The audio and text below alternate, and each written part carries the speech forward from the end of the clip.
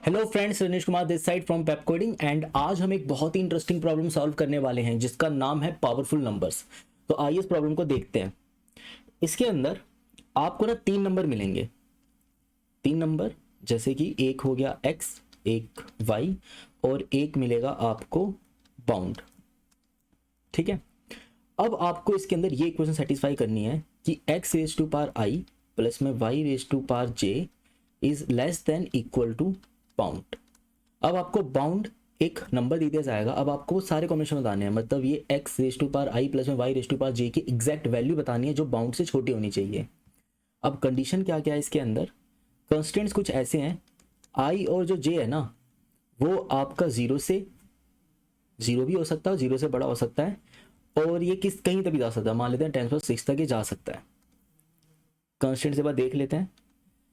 और इधर बाउंड की जो वैल्यू है वो है 10⁻6 1 से लेकर, और x और y की जो वैल्यू है वो जा रही है 1 से लेकर 100 के बीच में। ठीक है, ये कंस्टेंट्स हमें गिवन है। अब ऐसा कुछ नंबर गिवन है। अब एक बार जरा एग्जांपल के लिए देखते हैं। अगर मान लेते हैं हमें जैसे यहाँ पे 2 3 10 गिवन है, इस एग्जांपल को सेटिस्फाई करा के देखते हैं ये क्या कहना चाहता है। फिर इस इक्वेशन पे आएंगे तो इससे थोड़ी क्लैरिटी और बढ़ जाएगी। आपको जो नंबर है वो है 2 3 और 10 गिवन है, तो मैं यहाँ पर 2 रेज टू पावर 0 प्लस में 3 raise to power 0 which is equal to 1। ठीक है, 2 आएगा। 2 रेज टू पावर 0 1 होता है, 3 रेज टू पावर 0 1 होता है, दोनों को सम करोगे 2 आएगा। फिर आया 2 रेज टू पावर 0 प्लस में 3 रेज टू पावर 1। तो पहले मैं इसको इस तरीके से लिख रहा हूँ, 2 रेज टू पावर 0 प्लस में 3 raise to power 1 equal to 3। ये नंबर हो जाएगा आपका 4। अब क्योंकि नंबर जो है हमें सॉर्टेड ऑर्डर में रखना है तो इस पैटर्न को मैच कराने के लिए 2 रेज टू पावर 1 प्लस में 3 रेज टू पावर 0, ये आया 3 क्योंकि ये बनेगा 2 और ये बनेगा 1। फिर 2 raise to power 0, 2 raise to power 2 plus में 3 रेज टू पावर 0, ये नंबर कितना बनता है हमारा, ये थोड़ी बड़ी वैल्यू बन जाएगी। तो पहले ये कॉम्बिनेशन ट्राई करते हैं, 2 रेज टू पावर 0 प्लस में 3 रेज टू पावर 1, ये हो जाएगा आपका 4। ठीक है, फिर 2 रेज टू पावर 1 प्लस में 3 रेज टू पावर 1, तो 3 प्लस 2 5, ये भी ठीक है। अब देख लेते हैं हम 2 रेज टू पावर 2 प्लस में 3 रेज टू पावर 0, तो 4, और 4 प्लस में 1, ये भी आया 5। बट ये जो नंबर है ना ये तो रिपीट हो गया और आंसर के अंदर रिपीटेड तो है ही नहीं। चलो संभाल लेंगे somehow, because 2 raise to power 2 4 हुआ और 3 raise to power 1, 3 raise to power 0 1 होता है, तो 4 प्लस 1 5। अब ये नंबर रिपीट हो गया, इसको सम हाउ संभाल लेंगे, कैसे संभालते हैं देख लेंगे। बट ये नंबर रिपीट हो रहा है और ये आंसर हमें नहीं चाहिए। ठीक है, हमने कौन कौन से कॉम्बिनेशन ट्राई कर लिए, 0 0 1 0 0 1 1 1। अब इसके बाद हमने एक 2 0 ट्राई कर लिया। अब जरा 2 1 ट्राई करके देखते हैं, 2 रेज टू पावर 2 प्लस में 3 रेज टू पावर 1, 4 प्लस 3 7, ये नंबर भी आ चुका है हमारे पास। तो हमें 2 मिल गया, 3, तो यहाँ पर हम 2 3 4 5 एंड 7 हमें मिल चुका है। अब 9 के लिए चलते हैं आगे, फिर दूसरी कॉम्बिनेशन ट्राई करके देखेंगे हम। तो 2 रेज टू पावर 9, इससे 0 करते हैं एंड इससे 2 करते हैं, तो 9 प्लस 1 ये 10, एक कॉम्बिनेशन हमें और मिल गया। इसके अलावा हम एक कॉम्बिनेशन और ट्राई कर लेते हैं, 2 रेज टू पावर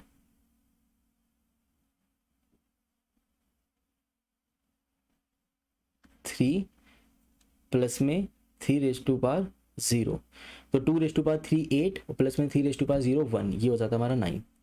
तो हमारे सारे पॉसिबल नंबर्स हमें मिल गए। तो हमें जितने भी पॉसिबल नंबर्स निकालने थे हमें मिल चुके हैं।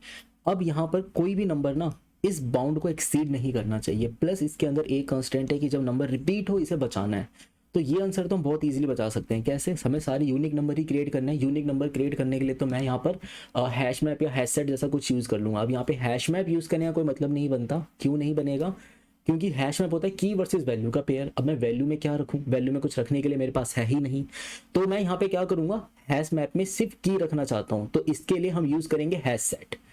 ठीक है, तो यहाँ पर हमें अब एक चीज पता लग गई कि इसके अंदर हमें क्या यूज करना है, हमें यूज करना है हैश सेट। अब हमें ये पता लग चुका है। तो अब यहाँ पर कंस्टेंट्स देखते हैं जरा। अब देखो ये x और y जो है ये 1 से लेकर 100 के बीच में रेंज करने वाला है। मींस ये जो नंबर है हमेशा पॉजिटिव होगा। अगर ये नंबर हमेशा ही पॉजिटिव होने वाला है, कभी नेगेटिव नहीं हो सकता, तो x raise to power i always positive, ये भी हमेशा पॉजिटिव नंबर होने वाला है। And y raise to power j, ये भी हमेशा पॉजिटिव होने वाला है।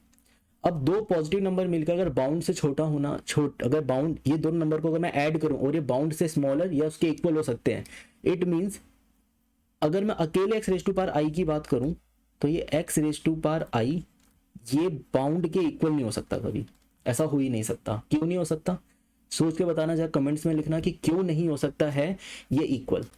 क्योंकि अगर आप y रेज टू पावर 0 भी करोगे तो वो 1 बनेगा ना, तो इक्वल तो कभी आ ही नहीं सकता ये, क्योंकि दो नंबरों का सम करना है। तो y का कंट्रीब्यूशन, उसकी कंट्रीब्यूशन एटलीस्ट 1 तो रही होगी, तो इक्वल टू तो नहीं हो सकता। अगर बाउंड की वैल्यू 100 है ना, तो x raise to power i 99 तक जा सकता है, तो y raise to power j को 1 बनना पड़ेगा, तभी ये इक्वल बन सकता है। तो इक्वल वाला सिनेरियो तो इसमें नहीं आएगा। And same y raise to power j के अंदर भी इक्वल वाला सिनेरियो तो नहीं आने वाला है। अब चलते हैं इस तरफ, x raise to power i, और अब इसको सॉल्व करना चाहता हूँ ताकि मुझे पता लगे कि मेरे जो रेंज है कहाँ तक जा सकता है, मतलब i की वैल्यू निकालना चाहता हूँ कि क्योंकि यहाँ पर x और बाउंड और y ये तो गिवन नहीं है, मुझे i और j गिवन नहीं है। अगर मुझे किसी तरीके से ये पता लग जाए कि i और j कितनी रेंज तक जा सकते हैं तो हमारा काम बहुत ईजिली हो जाएगा। इसके लिए क्या करते हैं, इसके लिए हम लॉग ले लेते हैं इसका, तो log x base of x raise to power i less than bound, और इसके अंदर log y raise to power i less than log y bound, and यहां पर भी लॉग x बाउंड। अब यहां से i आगे आ जाएगा और लॉग x ऑफ x ये 1 हो जाता है, and log x of bound, and same यहां से j आपका आगे आ जाएगा, and log y of y equal to 1, and ये लेस देन है आपका लॉग y ऑफ बाउंड। अब यहां पर हमें i की वैल्यू पता चल चुकी है, वो लेस देन होनी चाहिए किससे, लॉग x ऑफ बाउंड से। ठीक है, और यहाँ पे मुझे j की वैल्यू पता चल चुकी है, वो किससे छोटा होना चाहिए, लॉग y ऑफ बाउंड से। अब मुझे ना i और j का रेंज पता चल चुका है। इतना तो मुझे पता है कि i की स्टार्टिंग 0 से होगी, पर ये लेस देन किससे होगा, लॉग x ऑफ बाउंड से स्मॉलर देन होना चाहिए। तो पता लगाते हैं बाउंड की ना। अब अगर मैं इस प्रॉब्लम को सॉल्व करना चाहता हूँ तो मुझे यहाँ पर मैक्सिमम से मैक्सिमम वैल्यू रखनी पड़ेगी। तो ना इस इक्वेशन को मैं ऐसे सॉल्व करता हूँ, अगर मुझे log a base of b को सॉल्व करना है, मैं चाहता हूँ इसको सॉल्व करना, मुझे ना a बेस का पता है ना ही मुझे b बेस का पता है, तो मैं log को किसी ऐसे बेस में कन्वर्ट करता हूँ जिसका मुझे पता हो, मतलब जिस बेस के बारे में मैं जानता हूँ, जिसको मैं सॉल्व करना जानता हूँ। तो मैं तो 10 बेस को सॉल्व करना जानता हूँ या फिर e बेस को सॉल्व करना जानता हूँ, तो मैं क्या करता हूँ, इसको 10 बेस में कन्वर्ट कर लेता हूँ। 10 बेस ऑफ b अपॉन में log 10 बेस ऑफ a। तो इस फॉर्मूले के अकॉर्डिंग यहां पर 10 बेस ऑफ बाउंड अपॉन में log 10 base of x number बनता है। बाउंड की जो, अब इस वैल्यू को सॉल्व करने के लिए न्यूमरेटर जो है मुझे जितना बड़ा हो सकता है उतनी बड़ी वैल्यू रखनी पड़ेगी। तो इसकी बड़ी से बड़ी वैल्यू कितनी हो सकती है, 10 रेज़ टू पावर 6 हो सकती है। तो log 10 raise to power 6 10 base, और log 10 बेस ऑफ x को जितना हो सके छोटा रखना चाहिए, करेक्ट, ताकि i की जो वैल्यू है बड़ी आ जाए। तो अब x की वैल्यू मैं कितनी छोटी रख सकता हूँ, क्या मुझे 1 रखना चाहिए, 1 नहीं रखना चाहिए। क्यों नहीं रख सकता मैं 1 यार, क्योंकि 1 raise to power anything is always 1। इसको तो मुझे एक्सेप्शनली किसी तरीके से संभालना पड़ेगा।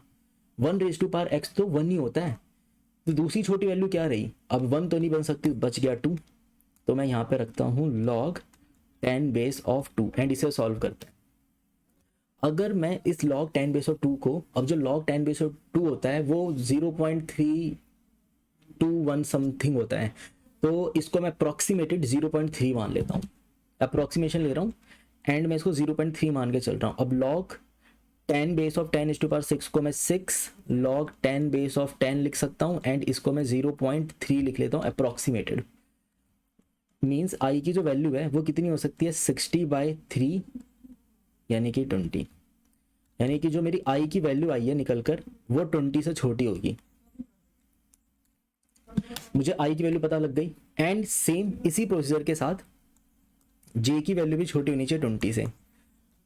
ये तो बहुत छोटा नंबर है, आई और जे तो बहुत ही छोटे नंबर है।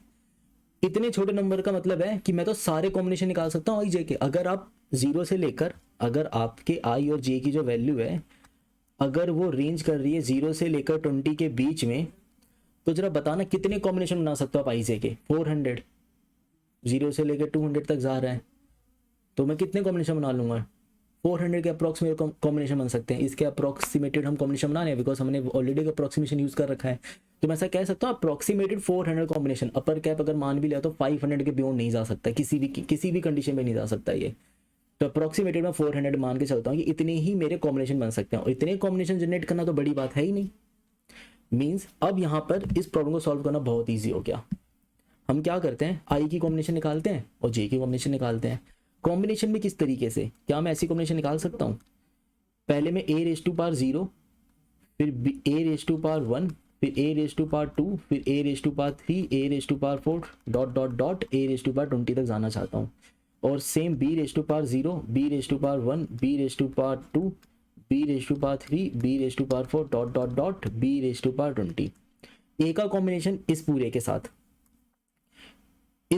कॉम्बिनेशन होगा, पहले a0 का, फिर a1 का इस पूरे के साथ कॉम्बिनेशन, फिर a2 का इस पूरे के साथ कॉम्बिनेशन, फिर a3 का इस पूरे के साथ कॉम्बिनेशन।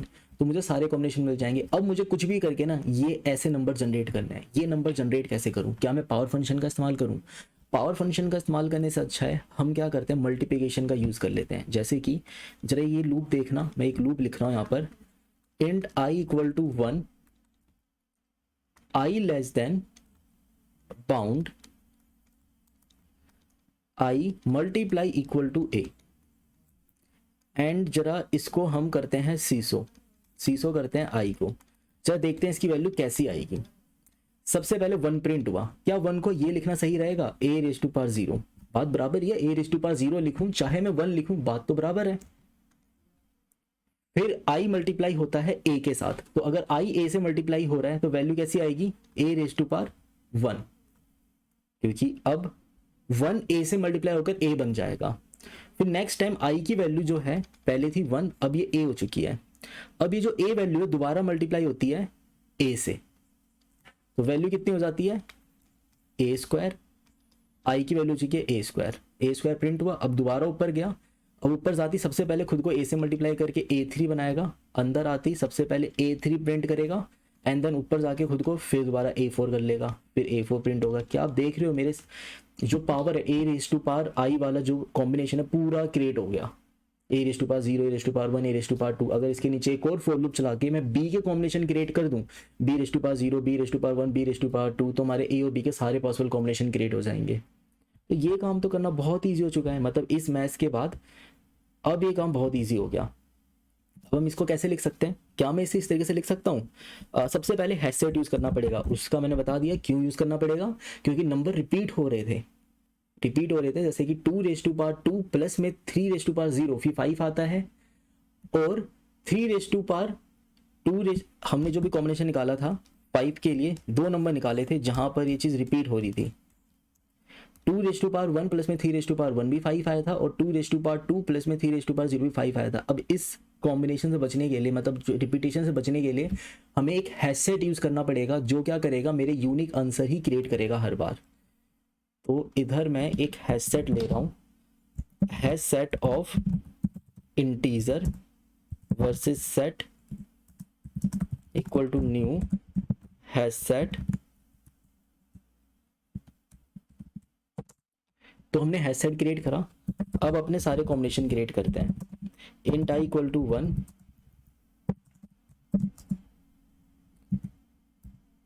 और आई की वैल्यू लेस देन रहेगी,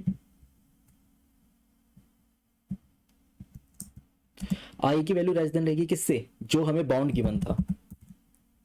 तो जो हमें बाउंड गिवन है उससे इसकी वैल्यू को लेस देन रखना है। तो बाउंड और i cross equal to a x, यहां पे हमें वो नंबर एक्स गिवन है। एंड सेम फॉर लूप चलाएंगे हम किसके लिए, जे के लिए। इंट जे इक्वल टू 1 और जे, अब यहां पे ना आई प्लस जे, ये दोनों वैल्यू किससे छोटी रहनी चाहिए, बाउंड से। And J cross equal to B. And जो भी इससे कॉम्बिनेशन क्रिएट होगा उसको उठा के किस में डाल दो, सेट के अंदर। सेट डॉट एड आई प्लस जे। अब यहां पे मैंने कंडीशन की बात करी थी, वो कंडीशन क्या थी कि मुझे ना इसके अंदर 1 वाली पावर को बचाना पड़ेगा। क्यों बचाना पड़ेगा देखते हैं। पहले तो उसको रिटर्न कर लेते हैं। Return new array list of, इसमें सेट को ऐड कर दो। ये जो सेट है अपने आप ही एरे लिस्ट के अंदर ऐड हो जाएगा एंड रिटर्न हो जाएगा। अब यहाँ पे जो कंडीशन हमें देखनी है वो ये देखनी होगी कि अगर मान लो y की वैल्यू जो है ना वो 1 हो जाती है, ये जो y है ये 1 हो जाता है, तो ये फोर लूप क्या कभी टर्मिनेट हो पाएगा, कभी नहीं हो पाएगा। अगर y 1 हुआ ना तो 1 मल्टीप्लाई 1 1 मल्टीप्लाई 1 चलता रहेगा और ये इनफाइनाइट लूप बन जाएगा और कभी टर्मिनेट होगा ही नहीं। इसको टर्मिनेशन से बचाने के लिए मुझे क्या करना पड़ेगा, यहाँ पर अगर y इक्वल टू 1 हो चुका है ना तो आप एक कंडीशन डाल दो, इफ y इक्वल टू 1 है देन भाई ब्रेक कर जाओ, आगे चलने की कोई जरूरत नहीं है। एंड सेम सा टर्मिनेशन लूप x के लिए चला दो कि अगर x इक्वल टू 1 हो जाता है तो वहां पर भी आप क्या कर जाओ, ब्रेक कर जाओ एंड ये प्रॉब्लम होगी सॉल्व। इसको चला के देखते हैं, पहले रन करके पहले देख लेते हैं।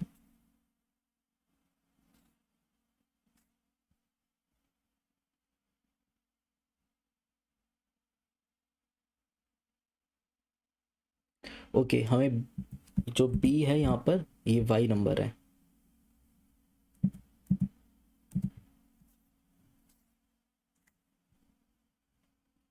ठीक है, तो हमारा टेस्ट केस तो पास हो रहा है सैंपल के लिए। तो जो टेस्ट है, टेस्ट केसेस है, सैंपल टेस्ट केस वो पास हो गया एंड हमारे सारे टेस्ट केस पास हो गए। तो ये जो प्रॉब्लम है इसके अंदर सिर्फ हमें छोटी चीज़ नोटिस करनी थी। वो चीज़ क्या थी, वो चीज़ नोटिस करनी थी इसकी मैथ्स। अब जो इसकी कॉम्प्लेक्सिटी के ऊपर एक बार एनालिसिस करके देखते हैं कि इसकी कॉम्प्लेक्सिटी कितनी गई होगी। सो अब ये जो हमारा नंबर क्रिएट हुआ है,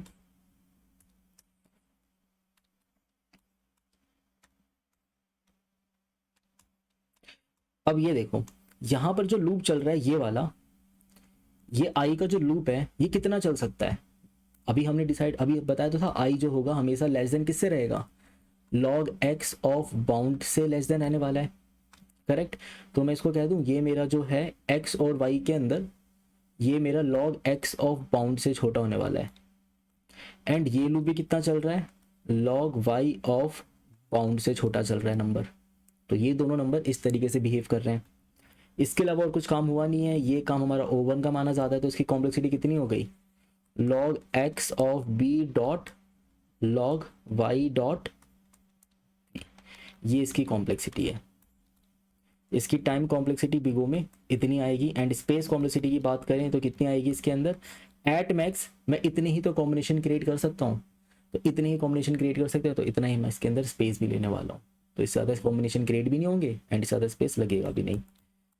तो स्पेस कॉम्प्लेक्सिटी क्योंकि है सेट के अंदर सारे यूनिक कॉम्बिनेशन क्रिएट करने लग गया तो इसके बियॉन्ड कॉम्बिनेशन नहीं जाने वाले हैं। तो कितने कॉम्बिनेशन क्रिएट हो जाएंगे वहाँ पर भी, log x of b dot log y dot b, इतने ही कॉम्बिनेशन क्रिएट कर पाऊंगा मैं। तो इतना ही स्पेस हो सकता है, मतलब ये वो कॉम्बिनेशन है जिसके अंदर सारे कॉम्बिनेशन हमारे यूनिक बने थे। एंड ये टाइम एंड ये स्पेस। अगर आपको वीडियो अच्छी लगी हो एंड इस वीडियो से आपको कुछ भी सीखने को मिला है तो प्लीज़ इस वीडियो को शेयर करो जितना कर सकते हो। एंड अगर आपको कुछ डाउट रहा है कुछ भी तो वो आप कमेंट बॉक्स में हमें बताओ, हमारी टीम में से कोई ना कोई पर्सन उस कमेंट का पक्का रिप्लाई करेगा। एंड इस वीडियो को लाइक करना मत भूलिएगा। अगर आप चैनल पे पहली बार आए हो तो इसको सब्सक्राइब करना मत भूलना। मिलते हैं नेक्स्ट वीडियो के अंदर।